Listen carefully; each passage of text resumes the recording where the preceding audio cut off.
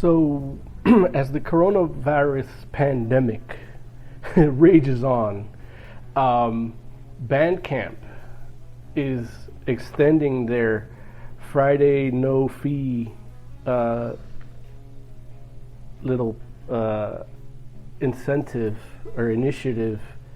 It's extending it through the rest of 2020. Now, at the beginning of the year, around March, Baba Bowie. the last Friday in March, Bandcamp said it's not going to charge any artist fees for anything you buy on Bandcamp, whether it's merch, physical music, digital music, whatever. You just, that day, the band that you choose or the stuff that you buy doesn't get any fees paid to Bandcamp by the artists. So they did it again in the middle of the summer, and now they're extending it. They're like, as this coronavirus, it looks like it's getting worse before it gets better. They're like, you know what? These artists got to make money, so they do that. They extend it. They're, every Friday, you're gonna buy something, the band's gonna get it, 100% of the proceeds. Which is really, it's good for the bands. I mean, there's a lot of bigger bands on Bandcamp, and there's a lot of smaller bands. It's a good community for finding new music and new artists that you wouldn't necessarily come across. And they have stuff from all genres, really, but I use it more for metal, of course, because that's what I look for.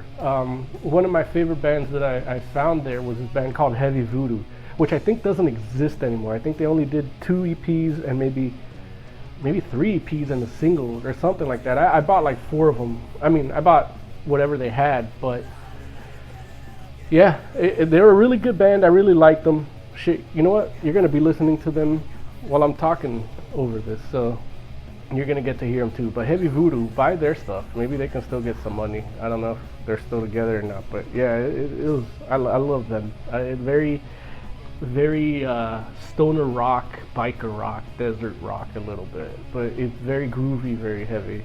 So I look forward to buying stuff from Bandcamp, every Friday, even if it's something small.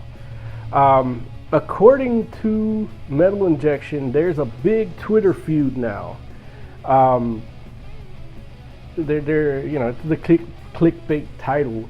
IHSAHN, he's famous for being an emperor, and he's a multi-instrumentalist, very talented dude, very cool dude when you hear him talk about stuff. Like, he's very intelligent. Like, even the way he handled this that I'm about to talk to you was kind of classy.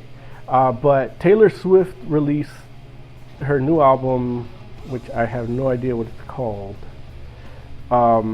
this past Friday, and it's called Folklore. The album cover is a gray washed black and white forest scene, kind of barren. It looks almost like a very intricate pencil sketch, but I believe it's a photograph. It might be a pencil sketch. But IHSAHN saw the cover and said, hey, that looks very familiar. And if you see it and it looks familiar to you, then you probably heard IHSAHN's album Telemark, which came out a few years ago. It looks identical. The cover looks really identical, and I defy anybody to say that it's an original thought. It could be a real freaky coincidence, but IHSAHN, he posted on Instagram. He reposted the artist David Thierry. He did the original artwork, and his original post said, "Well, folks, I'm not the only one to think that Taylor Swift's new visual is very metal. Even very close to IHSAHN's artworks I made. I could have done it for her, probably for a cheaper price than what she paid." And then she put laughing emojis. And then IHSAHN reposted that with the comment saying, "So anyone check out the new Taylor Swift yet? Personally, I like the design." So yeah, doesn't sound like a feud to me, but that's what the clickbait is suggesting, and they're trying to get the Swifties riled up because ultimately that means clicks. And so don't let it fucking trigger you. If you like Taylor Swift and you like that artwork, check out IHSAHN's artwork. Just click his page, maybe give it a little listen or two. Maybe you'll find something you like. In other news, Wacken Open Air Festival is one of the biggest metal festivals of the year. It happens every summer. And they are holding a streaming event. It's going to be streamed worldwide during the weekend of what would have been the 2020 festival. Wacken Open Air is going to broadcast from July 29th to August 1st. They released a press release. It says here, metalheads from all over the world travel annually to Wacken to celebrate heavy metal, but this year organizers and long-term partner Telecom are bringing a completely new Wacken experience as revolutionary digital festival directly to fans' homes. Wacken is coming home with the biggest mixed reality metal show of all time. The first edition of the digital streaming festival, Wacken Worldwide, will take place in the originally scheduled festival period from July 29th to August 1st, 2020, and is shaped completely independently of the actual Wacken Open Air Festival. This special event is live and available for free online via app on wackenworldwide.com, Magenta Music 360, and Magenta TV. Unique and exclusive shows of WOA, Wacken Open Air Classics, and all-time favorites such as Blind Guardian, Heaven Shall Burn, In Extremo, Creator, and Beyond the Black on innovative, spectacular virtual stages, as well as promising newcomers of Wacken Metal Battle and Wacken Foundation, result in a brilliant and varied overall program with exclusive interviews, talk rounds, and behind-the-scenes content. The fully digital approach creates a mixed reality show concept exclusively designed for a virtual stage never seen before. With its innovative design and technical implementation, this is set to be a world premiere in the live music business. So that's going to be interesting because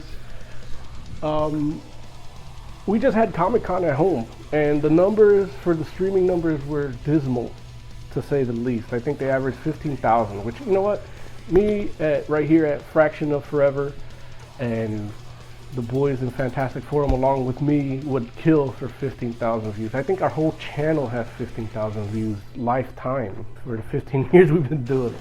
But you know, for Comic-Con you expected more. I mean, there's a big hubbub, but you know, that's neither here nor there. We'll see what Wacken does. I think from what it sounds like in this press release, Wacken has a better delivery method in terms of, you know where to get what you're going to get, and you're going to get something that's produced and entertaining and will keep you in. With Comic-Con, it was a little different. It was a little bit more thrown together. It was done independently, like panels tend to be done, but it wasn't an overall immersive experience. Now, while we're on the subject of immersive experiences, I got an email this morning from the good people, well, the good guy, IHSAHN, which you've heard me talk about Beelzebubs before. It's like a webcomic, virtual band, cartoon band. They put out an album. Their song, which you're probably going to be listening to right now too, is called The Blackened Call, and that song is amazing. From the moment I heard it, like, I've already been a fan of the comic, and hearing that song, it's like, oh my god, it's amazing.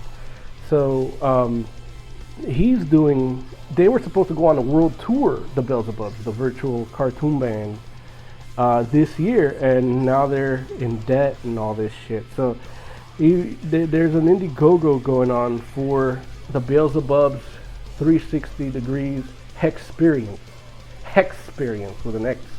And it says right here in this press release, greetings Beelzebuddies. Sorry for the hiatus. I've taken more time than estimated to get things rolling amidst this cursed corona situation. But the good news is that this project is looking more amazing by the minute. We've also been able to hack down some of the debt we have, meaning that we'd be able to push this out for you guys with a smaller amount of money than we originally expected. So please hold on to your Beelzebubs there, your Beelzebuts there. There's some cool stuff heading your way. Our perks include 6 different packages ranging from 10 to 500 euros. Some from just streaming access to more exciting stuff like behind the scenes material, the option to participate in the actual video by voting and commenting or being part of the voice cast, For example, limited high-end perks make you part of the show as either a hand-drawn cartoon character appearing in the screen behind the band, or a fully animated 3D character right up front. We'll update the final info before the launch, but at the time being, it looks like we'll need 22,000 euros to get this thing rolling. It's quite a bit, but not impossible. So please invite your friends over. There's plenty of room on this gig. No need to social distance in our monochromatic realm. It says here, the show can be viewed on a computer, tablet, or VR gear. The latter obviously providing the most immersive experience, and unlike most concert videos, this one will be a unique experience in each time you watch it because you decide what you want to focus on. That's it for now. Hang on tight. We'll be ready for launch this week. Stay safe, stay true. Hail Satan, the Beelzebub. So yeah, I'm excited for this too. I don't know how much money I'm going to give to it. I recently bought new tires for my car, and then it needed an alignment. Then I realized that my ball joints are pretty old, and they're like, well, if you want to get alignment, it's probably safe to fix it because you're going to need to fix it anyway, and then you're going to need alignment again. So yeah, so I don't know how that's going to run me. The tires alone were like $490 with labor, which is not that bad for my car, but yeah, I don't know how much I'm going to give to them, but I do want to be drawn in, and I do want to support. So maybe 10 euros, what's that? That's like lira, right? Where $1 is like $1,000 or some shit. So I can give them the 22,000 euros. I don't know. Somebody tell me what the euros are, what the conversion rate is. In other news here, Static X is open to making new music, and I don't see why not. They've actually been touring during Baba Bowie, so they're making money. And people want to see them. People are risking their health to go see them. So if you get that kind of feedback, I wouldn't be surprised that you want to make more music. Now, how good is it going to be? Who knows? I mean, they had this whole thing where Trip Eisen, the original guitarist and convicted pedophile, he said that they use all his stuff in this new album, all the stuff that he'd been working with Wayne Static before his passing, and it's kind of, it could be true, it could not be true. Edsel Dope basically fought back saying, hey, Wayne Static hated your guts and you're a fucking pedophile. So, now Trip Eisen is coming out saying, I didn't know they were 14. And I was just having this conversation earlier. I was like, how do you know they're not 14? I mean, I can understand if they look like 18, but they might be 14. But then the moment they start talking about Polly Pocket or whatever 14-year-olds talk about, you're like, this bitch is 14. And I get the fuck out, But I don't know. Trip Eisen's different, I guess. He didn't have that information about listening to females. Anywho, King Diamond. King Diamond is releasing an action figure on Super 7. You can pre-order it now, super7store.com, or preorder.super7store.com, and it comes with a goat head, several hands with different gestures. Like, if you've ever seen King Diamond live, he does a fist, he does the open hand, he does the horns. He has the crucifix with the goblet skull that he drinks blood out of, and then he has his regular face with his aviator glasses. So you can take his hands off, you can take his head off, and then it looks pretty good. It's pretty articulated. There's some good pictures. I don't know, maybe I'll do a slideshow on YouTube for this episode and put that in there. But yeah, it looks pretty good. I can't say I don't like it. And the face looks really good more than anything. His face, like with the scowl and the face paint, looks good. So I don't know, it's $45. I don't know. Baba Bowie. Between spending money on Bandcamp, spending money on Beelzebub, and then King Diamond, it's just like, you know what? We're in a fucking pandemic, motherfucker. We can't be working. Like, yeah, anywho, fuck it. Money is invaluable anyway. I'll just buy everything. So some states have resumed to live performances, and Dokken played a social distance show in Virginia. And they called the social distance show because they have to, call it that. But they didn't.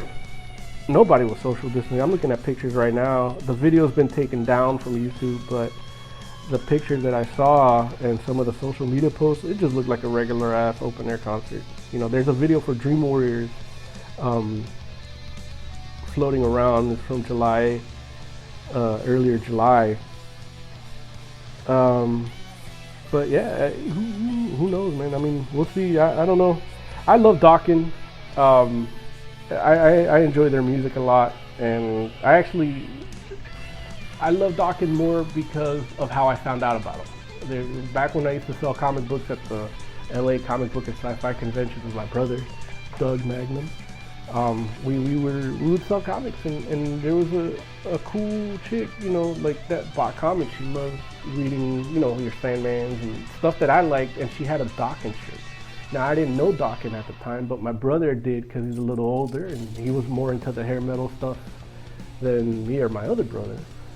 So he's like, they started talking about Dokken, and just hearing them talking about Dokken, I was like, you know what, I'm gonna hear that. And yeah, if you like that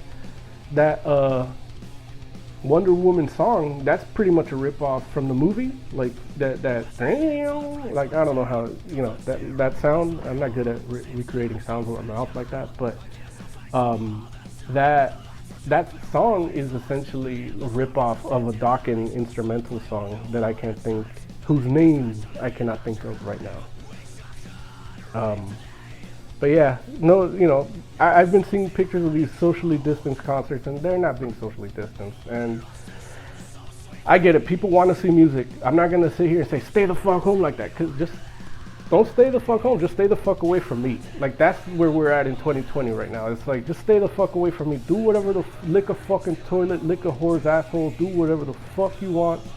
Just stay 6 feet away from me and go fuck yourself.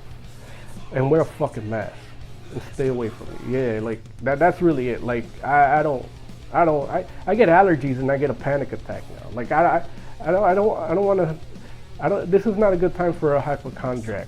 All right. In Flames re-recorded. I would love to go to a concert, but I can't. I know a lot of my concerts bonus get tracks. You can stream it now. I'm not going to request featuring re-recorded versions of Only for the Weak, Pinball Map, Bullet Ride, and Clayman, and more. And one new instrumental. You can get the Pinball Map video now on their YouTube. Oh, In Flames. There's 11 remastered tracks, 4 re-recorded songs, 1 new instrumental track, all new artwork. 20th anniversary edition of Clayman is out August 28th. So you can pre-order it now, you can stream it now, but the physical copy, you can go to inflames.com/Clayman2020 to pre-order the physical copy. And I actually just watched the Pinball Map video, and if you like animated music videos done in, I don't know how many of you are old enough to remember pinball graphics, like the little graphics that come on the screen when you're playing with the little ball,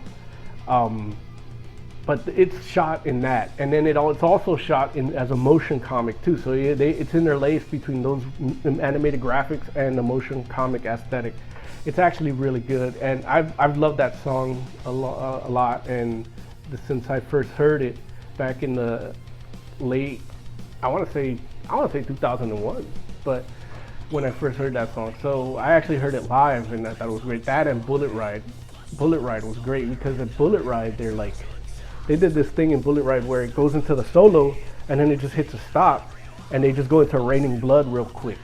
And, just that, you know how it is? And the crowd went fucking nuts, but they just did that quick intro and then continued with the solo for Bullet Ride, which was amazing. And the most amazing part about it is that right at the front row, I want to say 10 feet away from me, was Kerry King from Slayer listening to In Flames while they did that. So seeing his expression while they did that was kind of glorious for me, and that is branded into my heavy metal heart, that moment. And I'll forever, even though I'm not a huge fan of newer In Flames stuff, which I'm sure people that listen to Pinball Map and Bullet Ride and Reroute to Remain were probably saying that before I was.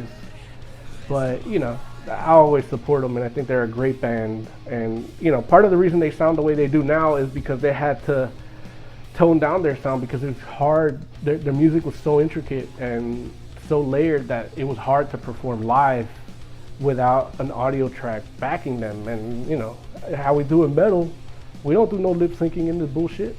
We perform it either half-assed or full-assed, but we perform it live. But I say we, like all I know how to play is my fucking organ.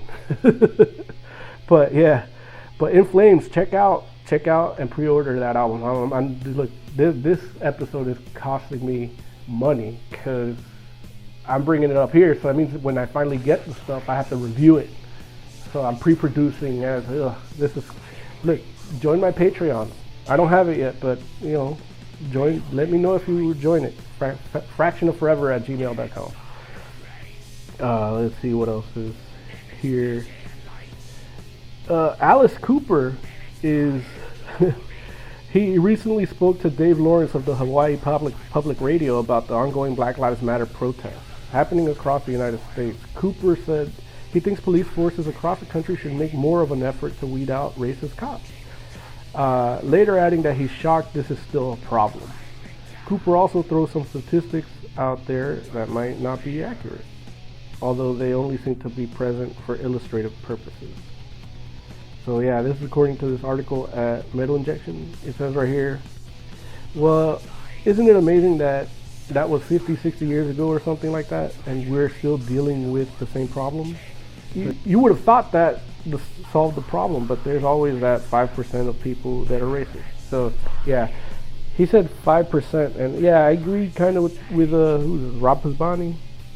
I don't even say who wrote this article. Anyway, yeah, I that 5% of racist people, like, I think it's a little higher than that. I was talking with my clients about current world situations. I think I came to the conclusion that it's a good 20% of people, and then another 30% on top of that are complacent to racism. They don't see it affecting them, so it's okay. So that makes it about 50% racist people. Now, how many of those people are in power? That you be the judge of that. Some people seem to think things are fine, and some people seem to think things aren't. That's up to you. And then Insane Clown Posse is calling for the beatdown of Juggalo enemy number one. Davey Vanity of Blood on the Dance Floor has been accused of, coercing underage girls and fans for sexual gratification, and he's a weird looking dude. Like, when you look at his, he's doing the makeup, he looks like Wasp, the dude from Wasp in the makeup, but, he's a little more contoured and he's got the contacts, that's what Blood on the Dance Floor looks like. But the Insane Clown Posse, who would have thought? Insane Clown Posse's actually been doing a lot of fucking sensible shit, like coming out towards better causes where, they used to just talk about fucking fat women and slicing dudes' heads off in the river, like, but now they're like, man, 2020 is fucked up. Like, we need to stand up against 2020 and all this shit going down in 2020. But the ICP released a statement saying, Juggalos, keep your Terminator-style eyeballs open for Juggalo enemy number one. That's what Violent J wrote on ICP social media. He says, this peacock wig-wearing motherfucking fraudulent, fake-ass, phony-ass, devil dick-sucking, punk fucking, stone-hearted criminal, for some lame-ass reason, he calls himself Davey Vanity, pronounced sick fuck. But his real name is Jesus Torres, former vocalist of some bullshit band called Blood on the Dance Floor, active, free roaming, unconvicted fucking pedophile out here, free roaming pedophiling. Look him up now. If you spot this free roaming beast out in public somewhere, you know what to do. Pick up a heavy object and inflict necessary beatdown. Just make sure it's the correct guy first and not some other totally innocent peacock wig wearing motherfucking fool. So yeah, that's what he said. Now, I don't say go out there and just beat a guy that's proven to be a pedophile and all that. But if you feel in mind with what Violent J says, I don't know. Do it at your own discretion, because it's still a crime, you know. And you know, the Insane Clown Posse and the Juggalos they're labeled a gang, I think, by the FBI, right? I don't know. So yeah, do it at your own discretion. If you feel morally obliged to beat down a peacock wig wearing motherfucker, do it. Well, no, I mean, don't say I told you to do it. Say Violent J told you to do it. Peaceful Mo Magnum, nah, yeah, he didn't say do none of that. Satyricon singer, the frontman for Satyricon, Seder, real name Sigurd Wongraven. He's in the black metal group Satyricon, really good band. Has sold 90% of his wine business, Wongraven wines, for a whopping $5.4 million.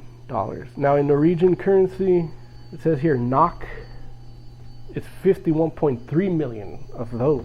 So yeah, he made in America he made, you know, like he'd probably still be taxed by this government, technically. I mean, he's in that bracket, but in Norway he made 51.3 million off of his 90 shares. So the shares were sold last year to Norwegian alcohol manufacturer and distributor Vingruppen, but the monetary figures had not become available until it was recently reported by Dagens Næringsliv,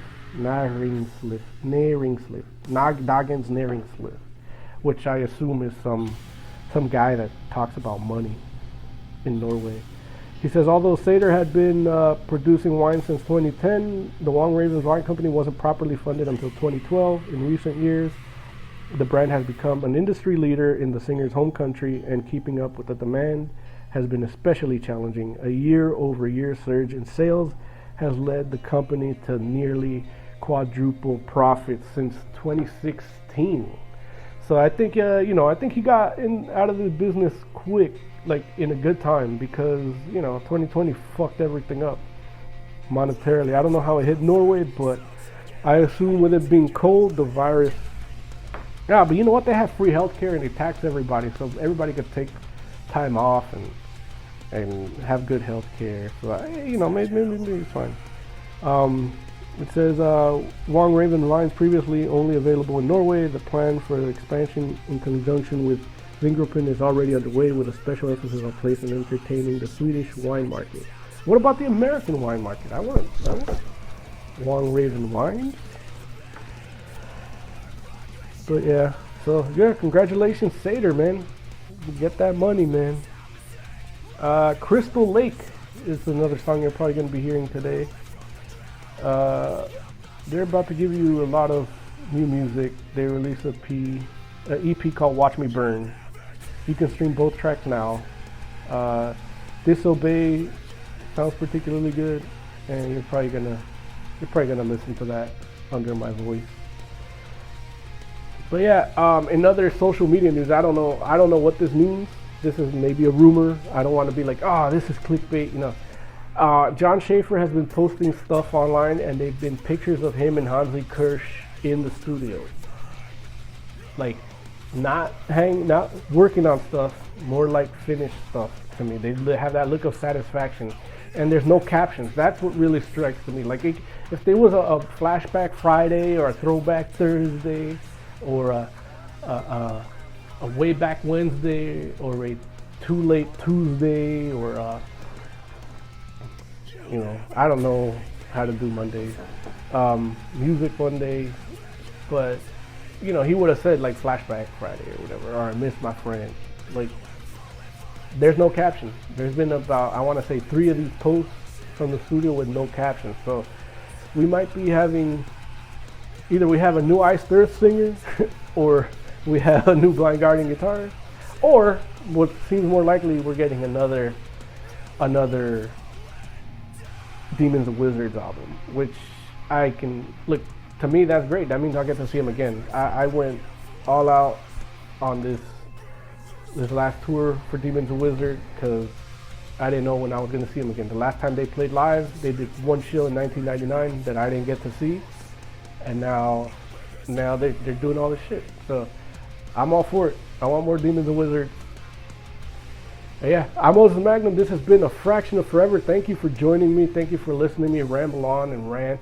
I apologize for a little bit of an echo. I am locked down at the barbershop. I'm using it as my studio because since I'm paying rent for this shit, I might as well put it to use. So it might become a YouTube studio, at least the back part. And I'm gonna be doing videos and stuff. I don't know. I'm saying that now, but I might just get lazy and not do it because who really wants to see my face? Really, like, nah. Anyway, thank you for joining me here on Fraction of Forever. It's been a long time since the last episode. Apologies, but that's why I called it Fraction of Forever because you don't know. It's all just forever, and I'll meet you at every little interval. But yeah, thank you. Stay safe. Give me some feedback. Hit the comment section or email me at fractionofforever@gmail.com.